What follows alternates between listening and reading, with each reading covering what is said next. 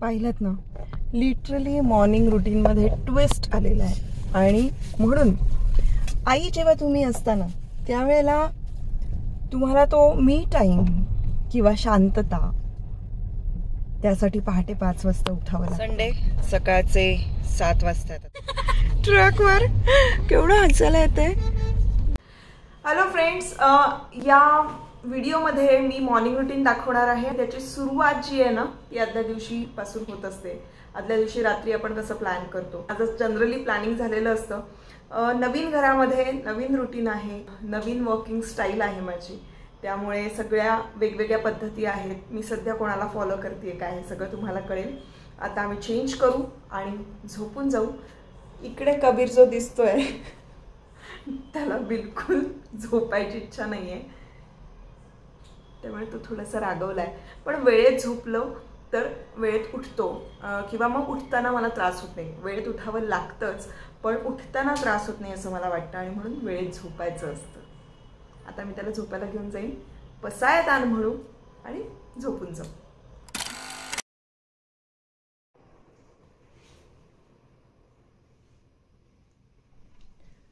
Good morning.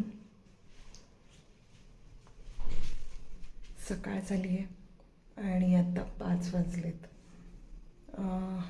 मी आता काही दिवस 5 वाजता उठायला सुरुवात केली आहे. आणि याचं कारण असं की माझं जे रुटीन आहे तुम्हाला आता कळेल, जे मला फॉलो करायचं आहे ते 5 वाजता उठल्याशिवाय पूर्ण होऊच शकत नाही, कारण खूप गोष्टी करायच्या आहेत. पण सगळ्यात आधी मी गरम पाणी पिणार आहे आणि माझा जो बाल्कनीमधला व्ह्यू आहे तो मी तुम्हाला दाखवते. शांततेत मला एक 10 ते 15 मिनटं फक्त पाणी प्यायचं आहे आणि शांततेत काही वेळ घालवायचा आहे, आणि ही माझी रिक्वायरमेंट आहे आत्ताची.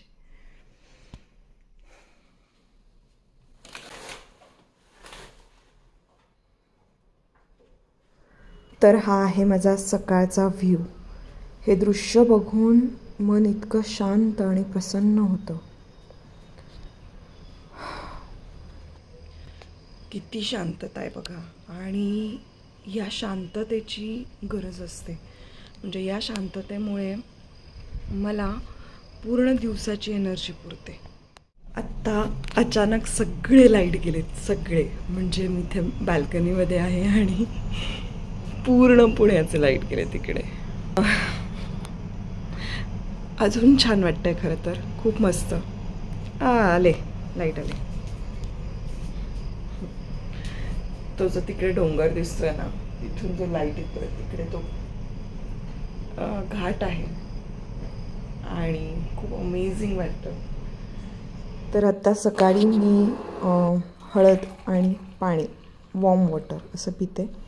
आणि माझे जे ज्यूसेस आहेत ते मात्र मी नाश्त्याच्या आधी पिते. सध्या मी 7 दिवसांचे 7 वेगवेगळे ज्यूस पिते. त्याच्या रेसिपीज आणि त्या ज्यूसेसचं महत्त्व मी तुम्हाला सांगेन. त्यासाठी एक वेगळा व्हिडिओ बनवणार आहे आणि तो खूप उपयुक्त असणार आहे. आता आहे माझं सकाळचं स्किन केअर रुटीन आणि ब्रश करून घेणार आहे. स्किन केअरमध्ये पहिल्यांदा फेस क्लीन करायचा आहे, म्हणजे मी फेस वॉश करते. आता ऑलमोस्ट हा 3रा व्हिडिओ आहे. 3ऱ्या व्हिडिओमध्ये पण मी तुम्हाला सांगते की बायोक्यूलचं एव्हरग्लो रेडियन्स फेस वॉश याने मी फेस वॉश करते. मी तुम्हाला हे ऑलमोस्ट बऱ्याच व्हिडिओमध्ये सांगितलं आहे, कारण ऑल स्किन टाईपसाठीचा हा फेस वॉश आहे. ककाडू प्लम आणि शुगर केनसारख्या नैसर्गिक गोष्टींमधून व्हायटॅमिन सी आणि AHA सारखे घटक मिळतात. त्यामुळे अतिशय ऑर्गॅनिक असा फेस वॉश आहे. त्यानंतर तुम्हाला चेहऱ्यावर एक चमक देतं, चेहरा उजळ करायला मदत करतं. हा फोमिंग फेस वॉश जो आहे ना, तो मेलॅनिनचं प्रमाण चेहऱ्यावरचं कमी करतं आणि म्हणून आपला चेहरा उजळ होतो. ही सगळी तुम्हाला माहिती परत देते, कारण माझा चेहऱ्यामध्ये खूप खराब झाला होता आणि या फेस वॉशने मला हेल्प केली. तर आता पुढचं स्किन केअर रुटीन ते म्हणजे माझा टोनर आणि मॉइश्चरायझर, सीरम. ॲक्च्युली मॉइश्चरायझरच्या आधी सीरम येतं.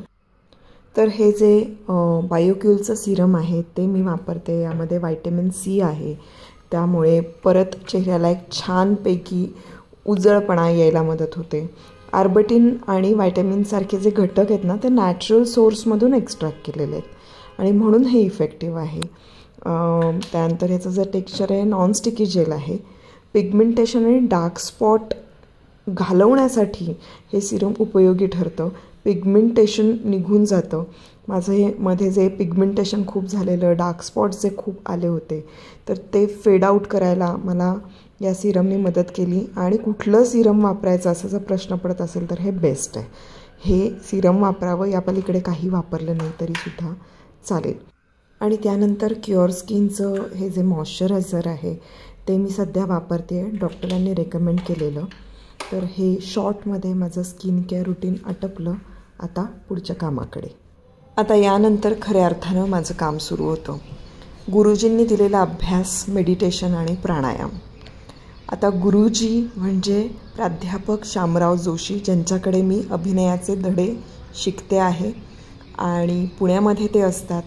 खरं तर माझ्यासाठी पुण्यामध्ये येण्याचं हे खूप मोठं मोटिवेशन होतं, कारण वाणी संस्कार म्हणजे आपले उच्चार जे आहेत, त्यानंतर अभिनय जो आहे, हा जितका शिकू, जेवढा एक्सपिरियन्स करू तेवढा कमी आहे. मी माझ्या आयुष्यात कधी अभिनयाचे धडे घेतले नव्हते आणि ती संधी मला मिळते. गुरुजींनी मला शिष्य होण्याची संधी दिली. मी नशीबवान आहे आणि या संधीचा पुरेपूर असा उपयोग करून त्याचं सोनं करणं हे माझ्या हातात आहे. आणि त्यासाठीच सकाळी लवकर उठून या सगळ्याची साधना करणं गरजेचं आहे. त्यांनी सांगितलेली ही प्रार्थना आणि त्यानंतर आम्हाला वेगवेगळ्या प्रकारचे नोट्स ते देतात. जसा गायनाचा रियाज असतो तसंच अभिनयाचा रियाज म्हणून हे एक्सरसाइजेस आहेत. पाठांतर हा महत्त्वाचा भाग आहे. एक अभिनेत्री म्हणून ही प्रॅक्टिस खूप महत्त्वाची आहे. सध्या मी हे डोपामिन डिटॉक्स नावाचं जे पुस्तक आहे ते वाचते. वाचन अतिशय महत्त्वाचं आहे. दिवसभरात वाचनाला वेळ मिळत नाही, म्हणून खास करून सकाळच्या वेळात शांततेत मी वाचन करायचं ठरवलं. जिथे मला कम्फर्टेबल वाटेल तिथे बसून मी वाचन करते. त्यासाठी खास हे शूट केलं आहे. आणि ही आहे माझी study room, work room. On the day नावाची ही माझी डायरी आहे. आणि आता 5वा मुद्दा आहे तो म्हणजे अफर्मेशन्स.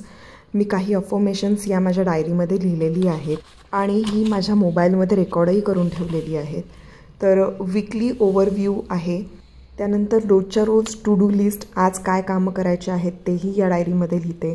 कुठले शूट्स असतात, कुठले विषय वाचायचे आहेत, कुठले एक्सपेरिमेंट करायचे आहेत, हे सगळं मी याच्यात लिहिते. थोडक्यात प्लॅनिंग माझं याच्यामध्ये असतं. आणि व्हिज्युअलायझेशनमध्ये मी जे मॅनिफेस्ट करते त्या गोष्टी लिहून काढते. आणि या सगळ्या गोष्टींचा मला पर्सनली खूप फायदा होतो.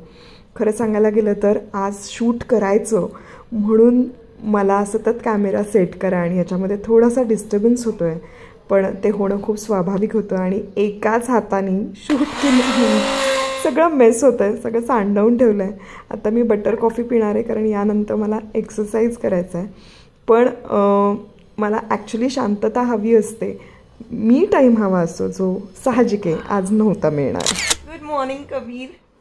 आज कबीर अचानकपणे लवकर उठला. मे बी माझी खाडखूड खूप सुरू होती शूटिंग करताना, त्यामुळे झालं असेल असं. आज संडे आहे नेमका आणि मी आता एक्सरसाइज करायला जाणार होते, पण कबीर लवकर उठला आहे तर आम्ही प्लॅन करतोय कुठेतरी बाहेर वॉकला जाऊया. काय जाऊया? बाहेर वॉकला जायचं हे ठरलंच आहे, पण मी क्विकली तुम्हाला दाखवते की हा माझा जिम एरिया आहे. इथे मी योगा मॅट टाकलेली आहे. इथे मी सूर्यनमस्कार घालते किंवा मग योगा करते. वेट ट्रेनिंग करायचं असेल तर या सगळ्या गोष्टींचा मला उपयोग होतो. तर एक्सरसाइज नंतर मग मी आंघोळीला जाते, देवपूजा करते आणि मग मी ब्रेकफास्ट करायला घेते. मी स्वतः बनवते. हे माझं मॉर्निंग रुटीन जनरली असतं. लिफ्टमध्ये आहे आता, कारमध्ये जातोय. अचानक पाऊस थांबला तर आम्ही आता पार्वतीला चाललो. पाहिलं ना, लिटरली मॉर्निंग रुटीनमध्ये ट्विस्ट आलेला आहे. आणि म्हणून आई जेव्हा तुम्ही असताना त्यावेळेला तुम्हाला तो मी टाईम किंवा शांतता त्यासाठी पहाटे 5 वाजता उठावं लागतं. हे का असतं? कारण हे जे बोके असतात ना, बोका माझा हा उठला, आपला वेळ हा आपला राहत नाही. आयडियल मॉर्निंग रुटीन हे फक्त कबीर उठेपर्यंत असू शकतं, त्यानंतर नाही. सकाळचे 7 वाजतात. आता पर्वतीला जायचं असं ठरलेलं आहे आमचं. मोटूला लिहिलंय. केवढं हसायला येतंय. तर फायनली फ्रेश एअरमध्ये आज आमचा वॉक होणार आहे, छान एक्सरसाइज होणार आहे. मी आणि कबीर पर्वतीला आलोय. पुण्यात आल्यापासून ठरवत होतो एकदा तरी पर्वतीला यायचं. कबीर पहिल्यांदा येतोय पर्वतीला. वा, आज कमालच झाली आहे. इतकी शांतता, पक्ष्यांचा आवाज, त्यानंतर कबीर आहे बरोबर, तो एन्जॉय करतोय, एक्सरसाइजही होतोय आणि मजा येते. खूप सुंदर सकाळ. इतके उंच आलो आम्ही, कळलंच आहे. खूप मजा आली, खूप मजा आली. सिद्धार्थ. तर आमचा व्लॉग इथेच संपतोय. यानंतर आम्ही कुठेतरी मस्तपैकी बाहेर डोसा खाऊ. मसाला डोसा. येस. अशा पद्धतीनं माझं हे ठरवलेलं पण न ठरवलेलं असं मॉर्निंग रुटीन होतं. Bye bye. बाय. भेटूया आता पुढच्या व्हिडिओमध्ये.